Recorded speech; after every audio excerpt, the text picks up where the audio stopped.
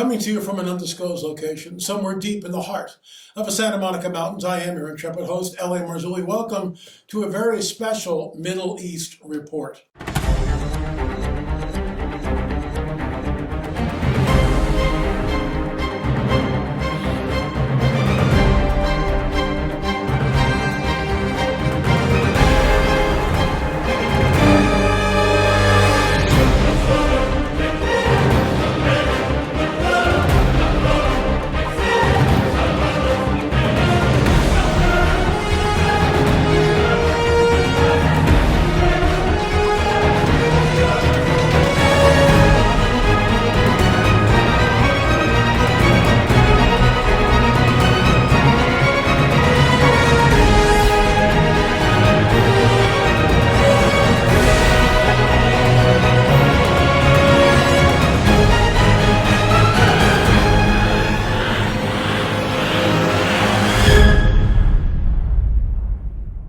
Basically, the headline is this. I've been saying this for months. The player to watch is Turkey. And the headline is Alliance of the End. The president of Turkey, that's Erdogan, asks Russia, Syria, and Iran to unite against Israel. We'll get into this and so much more, but first, a word from our trusted sponsor. Hey folks, L.A. Marzulli here. Have you ever wondered what happened to the legendary Chuck Norris? I recently saw a video he made and I was shocked. Folks, he's in his 80s and still kicking butt and working out and staying active. Let me stop you there. So, and I've told this story before, but I have to say it again. So after the fire, 2018, there was a YMCA and I joined that, and they had two very large trailers filled with gym equipment. So I went in on Sunday morning and I'm working out. There's another guy in there with me. He's a little older than I am, and there's a circuit. So we're going around all these different weights, and I get, he's ahead of me, so I'm coming in after he's already worked out on that particular machine. And this one where you sit in a chair like this and you're pressing down on the weight, going, my gosh, who is this guy? It was like unbelievable. And he's got like a script in his hand. So he's walking around with a script, and I kind of go, good luck on the script. I hope you get the part. He just kind of laughs and chuckles. And so I keep following this guy around. He's like super strong. I mean, and he's older than I am, but I don't, whatever. So it gets to the point where I'm getting ready to leave, and he's still looking at his script, and I've done my workout, but he's still working out. And I go, good luck on the part, hope you get it. He just kind of nods his head and laughs, and I walk out in the parking lot, and I get to the car, and all of a sudden it dawns on me, oh my gosh, that was Chuck Norris. So when I read this to you, when I talk about this, he's in his 80s and still, it's true. I've seen it with my own eyes. I was in the same gym, on the same machines. He was lifting 30, 40 pounds more than I could, which is unbelievable. Okay, let's continue. What's even more shocking is he's stronger, can work out longer. I just attested to that. And has plenty of energy left over for his grandkids. He did this by just making one change. He says he still feels like he's in his 50s. His wife even started doing this one thing too, and she's never felt better. She says she feels 10 years younger. Her body looks leaner, and she has energy all day long. Chuck made a special video that explains everything. Make sure you watch it, folks, by going to chuckdefense.com/LA. It's right up there on the screen, folks. chuckdefense.com/LA, or by clicking the link below this video. It will change the way you think about your health. Once again, that's chuckdefense.com/LA, and click on the link in the description below to watch the video. Now, you won't believe how simple this really is. Just a reminder, the legendary Chuck Norris is a whopping 84 years old, and yet has more energy than I do. He discovered he could create dramatic changes to his health simply focusing on three things that sabotage our body as we age. Folks, check it out, chuckdefense.com/LA. That's www.chuckdefense.com/LA. So the fire happened in 2018, that's 6 years ago, and I was at the gym probably 2019, so he's like 79 then, and back off some age on me, I'm like 70, so he's 9 years older than I am. Just blew me away. Not making this stuff up, folks. I do morning kick every single day. What I have noticed, I've been doing it for a couple of months now, what I have noticed is I do have more energy, and I'm a little, I don't want to hype this, but I feel more centered, than usual, and that's because after a cup of coffee, I'm like, all the characters come out, but I digress. So anyway, folks, go to chuckdefense.com/LA. One more time, chuckdefense.com/LA. By the way, folks, at the very end of this, please go to our Rumble account. The link will be there because I can't really state what I want to say here because of the censorship. I'll just leave it at that. So I have been saying this literally since the war started over a year ago now. And let's just sort of look at some of this. Would any nation on this planet tolerate a bombardment of missiles and mortars? I'm speaking of Lebanon into Israel. This has been going on for literally over a year. Remember this, that over 60,000 Israelis have been displaced because they can no longer live in their cities. So let's say you lived in El Paso. Let's just bring it right home to the U.S. So you live in El Paso, it's a border town, and every day for the last year, missiles have been lobbed over the border from Mexico to El Paso. Do you think for a minute anyone on this planet, anyone in the United States would say, oh, this is okay, just try to make peace and stand down, it'll all go away. Do you really think that would happen? Are you kidding me? But somehow, with the nation of Israel at stake, somehow they have to lay down their weapons. The last time I checked, Hamas is still not surrendered after over a year. It was Hamas who raided Israel and killed 1,200, for the most part, innocent civilians. And yet what we get all the time is Netanyahu compared to Hitler and all these ridiculous, absurd comparisons which have no basis in fact at all. It is, in my opinion, propaganda. Yes, I am what you would call, I suppose, a Christian Zionist. Let's walk through that, because that has a really dirty implication in certain circles. I believe in the prophetic literature.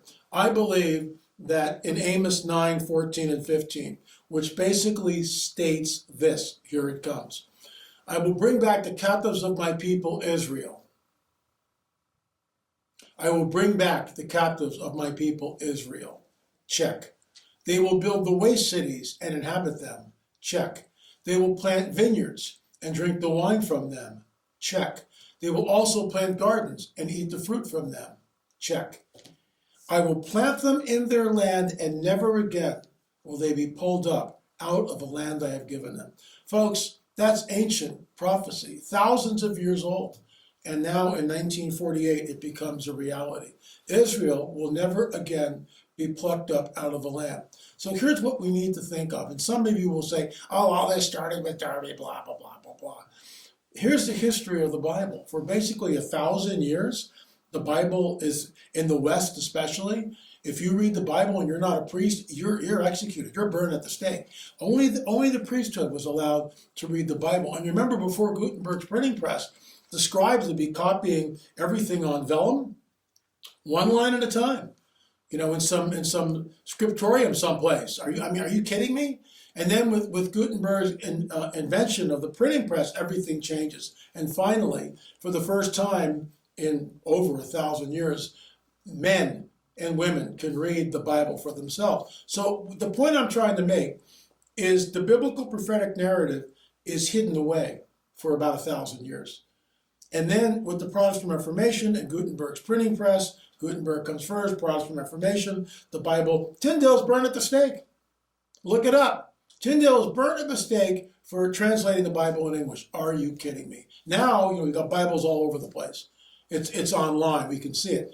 The point I'm trying to make is the prophecies that were there were hidden from the people for thousands of years. You could say, LA, why you're on the trail of the Nephilim and you're doing all this stuff, and you talk about the Nephilim constantly, and there's only a couple of verses that even talk about it. Why are you so obsessed with this? Because Genesis 3:15 tells us about the seed war.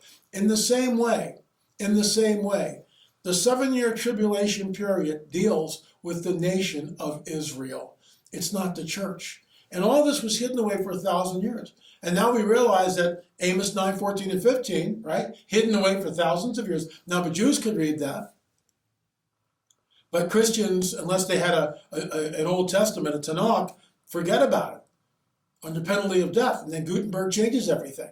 and then Tyndale and the Protestant Reformation, and here we are in modernity. It hasn't been that long, folks. And so all this stuff is kind of hidden away. All these prophecies are hidden away from the common man. What the Protestant Reformation did, what Christian Zionism is, and what it does, is it points back to the centrality of Israel. There are two separate entities, the church and Israel, completely different. The church is the church. Israel is Israel. The 7-year tribulation deals with what? The time of Jacob's trouble. So I just want to get into this alliance of the end. I have been saying this literally for months. The player to watch is Turkey. The player to watch is Turkey. Here's why. Iran cannot go it alone. They know that. Yes, they fired the missiles on Israel. I get that. The Russians are already in bed with the Iranians. It's a quid pro quo. There's no doubt about that. But Turkey is the wild card. And the fact that Erdogan is asking Russia, Syria, and Iran to unite against Israel. I'll just read some of this. War is in the air, and we are seeing some very interesting alliances form. As you will see below, the Russians and the Chinese continue to strengthen ties with one another. And this is something that I have been anticipating for many years. Meanwhile, the president of Turkey is calling for a very alarming alliance of military powers in the Middle East. On Saturday, Erdogan told the press that he is urging Russia, Iran, and Syria to form a united front to protect Syria's territorial integrity. Turkish President Recep Tayyip Erdogan told local media on Saturday that Russia, Iran, and Syria should do more to protect Syria's territorial integrity. It is essential that Russia, Iran, and Syria take more effective measures against this situation, which poses the greatest threat to Syria's territorial integrity, Erdogan said. So it goes, and this again is from Michael Snyder, the American First Report, but I found this earlier on other websites, so it's a reality of what's going on. What this plays into is the Ezekiel 38:39 prophecy, written, 2,500 years ago, which tells us there's an alliance of nations in the latter days, and it gives us what I would call supernatural clues. Supernatural clues. Clue number one, that Israel is a land without walls and villages and living in a false peace. That's exactly what we see. Israel today, I've been there, is a land of unwalled villages. In the ancient world, thousands of years ago, if you wanted to survive, you built the largest, thickest walls you could possibly build. A perfect example of this is the city of Jerusalem. In AD 70, Titus and the Roman legions came down and laid siege to Jerusalem. That lasted a number of years before finally the Romans conquered it. Masada, hilltop fortress surrounded by walls. The Romans built a ramp so they could go up and kill the Jews. Of course, it was a very Pyrrhic victory because when they got up there, everyone had committed suicide rather than go into slavery. That's unbelievable. So right now, when you go, well, let me put it this way. When I was there a few years back, I believe I think the Nephilim, on the trail of the Nephilim tour was 2019, but I could be wrong, but no matter. I was all over the northern part of Israel. It's a land of unwalled villages, which was unheard of 2,000 years ago, 2,500 years ago. You built the biggest, thickest, tallest, sturdiest wall you could possibly build, and you had a water source come in, and you stockpiled food because your enemies are always trying to kill you, your wife, kill your kids, take them all into slavery, whatever. So the prophecy says that Israel in the latter days will be gathered. It's a land of unwalled villages. That's where we are. Right now, that's where we are. And now we have a coalition. Is it there yet? I would say yes. I think the backroom deals have already been cut. You know, remember Erdogan in Turkey, they look at the old Ottoman Empire, what they ruled for over 400 years. So they're licking their chops. I have said this and I will say it again. We have to print this on one of our mugs. What was written will come to pass. What was written will come to pass. What was foretold is unfolding. Folks, it's happening. In my opinion, the player to watch is Turkey. I think this headline, which has now been reposted and people are commenting on it, we're commenting on it here, speaks volumes. Am I saying Ezekiel 38:39 is next? No, I am not. I want to make that really clear. However, it just might be. We don't know. Also, Isaiah 17, and notice what is it? Syria is mentioned right here, to coalesce. These nations to coalesce to protect Syria, to unite against Israel. Damascus is the oldest city on the entire planet, continually inhabited for thousands of years. Isaiah 17 says the destruction of Damascus. I want to make it really clear, I'm not promulgating that at all. I am just stating what prophecy says.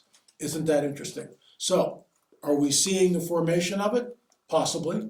Too early to tell yet. Even with this headline, still too early to tell, which is why I will not call it.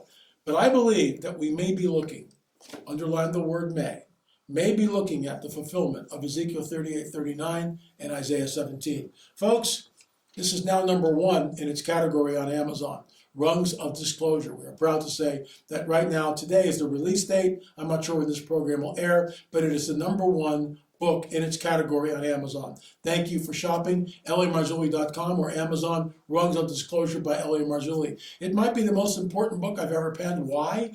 Because it talks about the rungs of the ladder of disclosure. We are going up. The first rung, of course, is Commander David Fravor, former F-18 pilot. The most stand-up guy you could possibly get in your court. The best of the best of the best. And he says on the Tucker Carlson show, when Tucker Carlson asked him, in your opinion, Commander David Fravor, what was this? Whatever this object was not from this earth. Folks, you need to check this book out. LAMarzulli.com or go to our Amazon, go to Amazon and order it for yourself. But, I mean, what can I tell you? It's got years and years and years of research. And in my opinion, it's the most important book I've ever penned. I will be in Nashville this coming weekend. Please get your tickets. It's $20 general admission, $30 for couples. Students, $10 and you're in. Come on. Come on. You need to see this. I'll be talking about Amatrel of Nephilim. I'll be talking about the elongated skulls and what they are and what they might be. I'll be talking about the ancient megalithic structures that are found all over the world. And of course, I'll be talking about the modern day UFO phenomena. Check it out. Go to our website, LAMarzulli.com. Get the book. Get tickets to the event. I'll be speaking on Friday night, twice on Saturday, and Sunday morning. So I'm speaking 4 times. You're going to want to check that out. I will see you in Nashville, hopefully. Anyway, that's all the time I have for. Head over to our Rumble account, and I'll finish it up. Thanks so much for watching. Remember, folks, what was written will come to pass. What was foretold is unfolding. I am L.A. Marzulli. Thanks for watching.